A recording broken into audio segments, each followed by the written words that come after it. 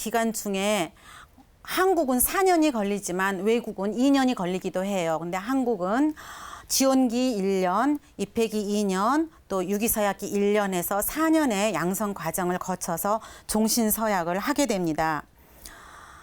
서약이라고 그러면 엄청나게 특은이라고 생각하는 그런 분들도 있으세요. 그러나 1차적으로 서약은 세례와 견진 서약을 새롭게 하는 그런 약속의 갱신이라고 말씀을 드릴 수가 있습니다. 나 자신을 하느님께 봉헌하고 또 복음적 삶을 살겠다는 거룩한 약속이면서 동시에 예수 그리스도의 삶을 통해서 이 세상을, 하느님 나라를 더 확장하고 건설하고 형제적인 나라로 세우는데 나의 모든 것을 투신하겠다는 선언이기도 하지요. 서약은 단순하게 내가 하고 싶다고 해서 되는 것이 아니고 그만두겠다고 해서 되는 것이 아니에요. 하느님의 부르심과 나의 응답, 그리고 한 번 서약을 하게 되면 일생 동안 가는 것이기 때문에 그것이 중간에 뭐 나 안 하고 싶어 그래서 도망갈 수 있는 게 아니라 서약을 풀 수 있는 것도 교황청까지 가야 되는 그러한 중요하고 귀한 서약이 바로 저희들의 서약이기도 합니다. 물론 교황청까지 갈 때는 여러 가지의 어떤 그 상황이 어려운 상황에 처했을 때 가지만 어쨌든 이 종신서약이라고 하는 것은 일생토록 저희에게 그 삶을 살려고 한다는 의무가 주어지는 것이지요. 사실 서약하면 저에게는 참 어떠한 그 중요하다고 그럴까요? 저에게도 굉장히 하나의 그 회개의 계기가 된 사건이 하나 있는데, 제가 유기서약을 하고 이제 형제 종신서약 준비를 제대로 못했었어요. 그래서 계속해서 유기서약을 하고 종신서약을 못하니까 형제 안에서 성소식별이 들어간 거죠. 물론 부부가 똑같이요. 부부가 똑같이 성소식별에 들어갔는데 이 부부는 성소가 없다. 그래가지고 어느 교실로 이제 불려 들어갔어요. 그리고 거기에서 두 분은 성소가 없는 것 같다. 재속 프란스교회를 나가라. 사실 그때 저희 부부는 교회 안에서 본당에서 또 교구에서 꽤 큰 몫을 하고 있었기 때문에 이게 뭐야? 뭐 이런 느낌이 순간적으로 들더라고요. 그리고 이제 뭐 여기 아니면 뭐 그리스도 신앙생활을 못하나. 그리고 이제 집에를 왔어요. 집에 와서 저녁에 기도를 딱 하려고 하는데 그동안 했던 성무일도가 갑자기 낯선 거예요. 그러더니 갑자기 온 몸이 막 부들부들 떨리면서 무서워졌어요. 내가 프란치스코가 없이 어떻게 신앙생활을 하지? 갑자기 망망대해에 있는 것처럼, 난파선을 탄 것처럼 어떻게 이 바다를 헤쳐나가야 될지 모르는 그런 불안감이 엄습해 오면서 남편에게 그랬죠. 여보야, 이대로는 안 되겠어. 나 그냥 다시 지원기부터 시작할래.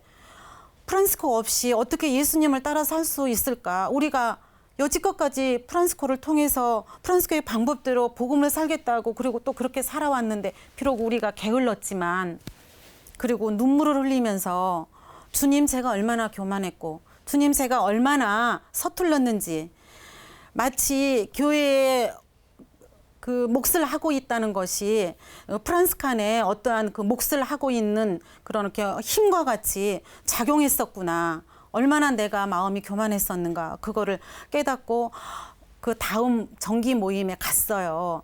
갔더니 형제에서 저희 부부를 너무나 따뜻하게 맞아주시는 거예요. 그리고 종신서약을 하도록 준비를 해주시는 거예요. 그때 그런 결심을 했죠. 다시는 되돌아가지 않으리라. 다시는 이렇게 게으르지 않으리라. 그러면서 지금까지 한 번도 되돌아가려는 마음 없이 이 자리까지 오게 되었습니다. 현재 한국에 이렇게 저처럼 종신서약을 한 회원들이 얼마나 될까? 13,000명 정도 되거든요. 13,000명 정도 되는데 전 세계적으로는 한 43만 명 정도가 돼요. 그런데 이러한 우리 그 종신서약을 한 사람들이 어느 한 조직이라고 그럴까요? 형제 안에 구조가 있는데 그런 가장 그 상위 구조가 로마에 있는 총본부인데 국제 형제라고 그래요. 그리고 한국은 한국 안에 있기 때문에 하나의 국가로서 국가 형제라고 그러고 그 다음 지역별로 묶어서 지구 형제라고 그래요. 그리고 이제 가장 기초 단위인 형제를 단위 형제라고 그러죠. 지구 형제나 국가 형제나 국제 형제는요. 봉사자들이 있는 것이지 그 안에서 형제 생활을 하거나 그러지는 않아요. 어떤 사람도 국제 형제에 봉사를 하는 사람이나 국가나 지구에 봉사하는 사람도 다 단위 형제 안에서 생활하고 있는 사람이에요. 그래서 우리는 단위 형제를 통해서 우리의 성소를 실현을 하고 서약 생활을 하고 있습니다. 여기에서 질문 하나 드릴게요. 제속 프란스코회, 저는 평신도죠. 그런데 제속 프란스코회는 신부님이 회원이 될 수 있다, 없다. 될 수 있다고 생각하는 분. 그럼 될 수 없다고 생각하는 분. 될 수 없다고 생각하는 분이 더 많군요.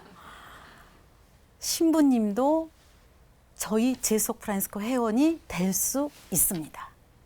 실제로 한국에는 14분의 제속 프란스코 사제 회원이 계시고 돌아가신 분까지 합치면 더 많이 있죠. 그럼 또 하나 여쭤볼까요? 수녀님도 제속 프란스코 회원이 될 수 있다. 맞다고 생각하시는 분? 그렇지요. 신부님도 되는데.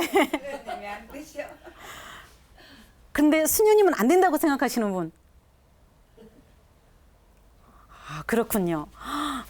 수녀님은 제속 프란스코 회원이 될 수 없어요.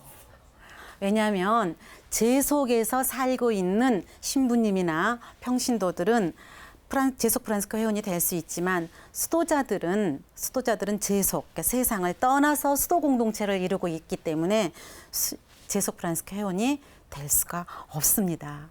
또 하나 질문해 드릴까요? 그러면 교황님은 될 수 있다.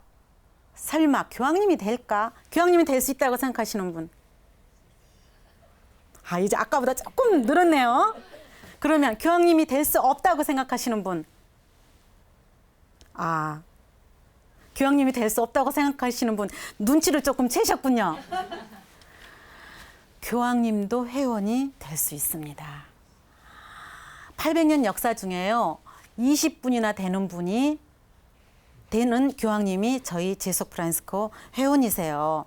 그레고리오 9세를 비롯해서 비오 근대 1895년부터 1978년까지 근 130여 년간 모든 교황님들이 다 제속 프란스칸 회원이셨어요.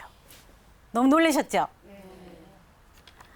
이렇게 교황님들이 제속 프란스칸 회원이라는 걸 생각해 보면 책임감도 크고 또 정말 잘 살아야 되겠다 하는 어떠한 그런 마음의 다짐도 가지게 됩니다. 이 8분의 교황님이 이 제속 프란스칸이셨을 때 우리 교회 안에는 굉장히 큰 사건이 있었죠. 제2차 바티칸 공의회.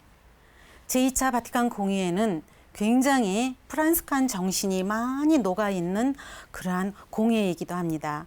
가장 큰 예로 바로 저희들일 수도 있습니다. 왜냐하면 제속에서 복음 생활을 하고 완덕에 이룰 수 있다는 것을 프란스코가 800년 전에 보여줬는데 제2차 바티칸 공회는 세상 안에서도 성화를 이룰 수 있다는 것을 교회 현장에 밝히 드러냈기 때문이죠.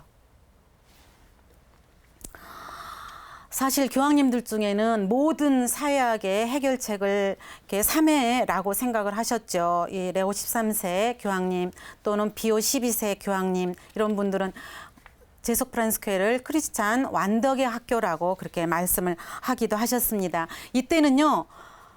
전 세계에 300만 명이나 되는 제속 프란스코 회원이 있었어요. 아까 제가 현재는 43만 명이라고 그랬잖아요. 지금은 많이 줄었지만 당시는 그렇게 많이 있었습니다. 실제로 이제 여러분들이 너무나 잘 알고 있는 유명한 분들도 제속 프란스코 회원이 많으세요. 시성 단테 또는 미켈란젤로, 라파엘로, 또 콜럼버스. 여러분들 또 잔다르크 잘 아시죠? 잔다르크. 또 여러분들 신자들이시니까 15기도 아시죠? 15기도를 했던 스웨덴의 브루지타 성녀도 제속 프란스코 회원이셨습니다. 이렇게 제속 프란스코 회원으로 살다가 성녀가 되신 분들은 현재, 성인 성녀가 되신 분들은 현재 몇 분이나 될까요? 무려 80여 분이 제속 프란스칸 성인 성녀들입니다. 이러한 선배 회원들의 이러한 모습은 저희들에게 많은 경각심을 주고 또 교회를 빛냈고 교회를 쇄신했던 그런 분들을 통해서 우리도 그 길을 따라가야 된다는 다짐을 하게도 되지요. 한 가지 더 여쭤볼까요? 제속 프란스코회는 프란스코 수도의 후원회라고 생각하는 분들이 많으세요. 후원회라고 생각하시는 분. 프란스코 수도의 후원회다. 제속 프란스코회는. 어머, 한 분도 안 계시네요. 예, 맞습니다. 제속 프란스코회는 프란스코 수도의 후원회가 아니에요. 저희 회 측에는 프란스칸 가족 중에서 독자적인 위치를 가진다고 이렇게 명시가 되어 있어요. 그러니까 가족 안에서 가족적인 유대관계를 가지고 서로 영적 교류를 하고 또 영적 어떤 영성생활, 프란스칸 영성에 도움을 받고 이런 거는 하지만 우리가 그들의 뭐 하부 조직이라든가 또는 후원을 하기 위한 단체는 아니라는 것이죠. 똑같이 800년의 역사를 가지고 있고 똑같은 프란스칸 정신으로 프란스코 수도자들은 수도원에서, 우리는 어디에서? 제속에서, 곧 세상 안에서 한다는 것, 그것이 다를 뿐입니다. 이렇게 800년의 역사를 통해서 우리는 제속 프란스칸 삶을 이어져 내려오고 있는데 사실 수도복을 벗은 것은 얼마 되지 않아요. 얼마 되지 않고 저희가 이제 1978년에 회칙을 인준을 받고 또 이렇게 삶을 살고 있는데 수도복을 벗기까지는 어려움이 많았어요. 왜냐하면 너무나 그 수도복에 대한 애착이 컸기 때문에 안 벗으려고 했던 것이죠. 그래서 한국 제속 프란스코회도 1988년에서야 수도복을 벗었어요. 제가 85년에 서약을 했다고 하니까 아까 수도복을 받았다고 그랬잖아요. 그러니까 그 이후에 3년 뒤에 수도복을 벗었다는 것이죠. 이것이 바로 제2차 바티칸 공의회가 있은 다음에 세상에 대한 개념이 달라졌기 때문이기도 합니다. 제2차 바티칸 공의회는 우리에게 많은 것을 주었지만 제속 프란스코의 역사 안에서 우리에게 또 다른 개념인 이러한 제속성을 부여해 줌으로써 우리의 삶이 제속 안에서 그리스도의 사랑을 완성하는 모습을 보여주고 있는데요. 제가 아는 분 중에 한 분은 약사님이신데 일생 동안 이제 근무를 하시다가 퇴직을 하시면서 조금 큰 그 퇴직금을 받으셨어요. 그래서 이제 노후 생활도 하고 그러면 약국을 하나 가지고 있어야 되겠다 생각을 했어요. 그런데 프란스코를 만났고 프란스코가 모든 것을 버렸다는 것을 알고 그리고 가난의 삶을 살았다는 것을 알고 자기가 얼마나 자기 자신만을 위해서 살았나. 내가 나의 노후를 걱정을 하고 나의 어떠한 그런 삶에 매달려 있다니 그러면서 자기 서약 생활을 되돌아보면서 모든 재산을 교회에 내놓으신 분이 계세요. 우리 한국 사회 안에서 물론 그분은 가족이 없이 혼자 사신 분이었기 때문에 가능했지만 이렇게 제속 프란스칸의 삶은 세상 안에서 부딪혀오는 여러 가지의 삶들에서 뛰어넘고 또 매일의 일상의 삶에서 자기 자신을 좀 더 그리스도처럼 살도록 프란스코의 모범을 따라서 이렇게 회개하고 성찰하고 그러는 삶이 저희들의 모습입니다. 오늘 여러분들과 같이 제속 프란스코회는 무엇인지, 제속 프란스칸은 어떠한 사람들인지에 대해서 같이 살펴보았습니다. 한번 오늘 한 거를 정리를 해보면